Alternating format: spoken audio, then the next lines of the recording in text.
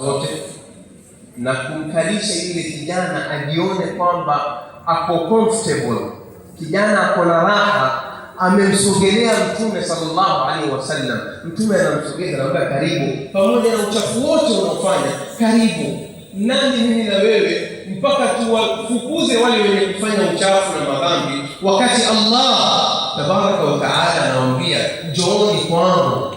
Qalat rusuluhum afillahi shakkun fatir as-samawati wal ard yad'ukum liyaghfira lakum min dhunubikum. Allah tabaraka wa taala anaita yule mwenye kukosea, mwenye kufanya madhambi, mwenye kufanya machafu, anamwambia njoo karibu na mimi nikusamehe madhambi yako. Mimi na wewe nani jione ya kwamba unaswali kila sala msikitini safu ya kwanza nyuma ya imam, wajiona hakuna wewe kama wewe katika waumini? Wajiwaje sala yako yenyewe? Wajiwaje ya kwamba wewe udhu ulioiswali ulioitawadha umeitawadha vizuri mpaka sala ikubalike?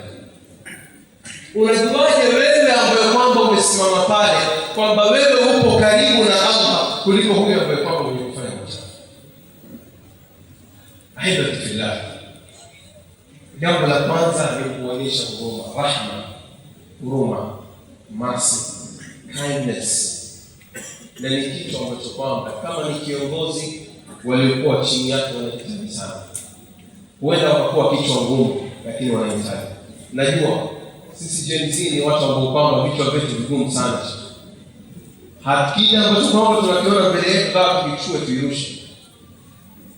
Vijana ambao kwamba, watoto ambao kwamba wanalelewa ni watu ambao kwamba ngumu kuwalea. Kwanza kijana akifika katika age ya teenager, akifika between 13 mpaka 19 years, anajiona hakuna kama yeye, kifua juu, mpaka anaona baba na mama si kitu, si lolote chochote. Kumbe maskini hatari.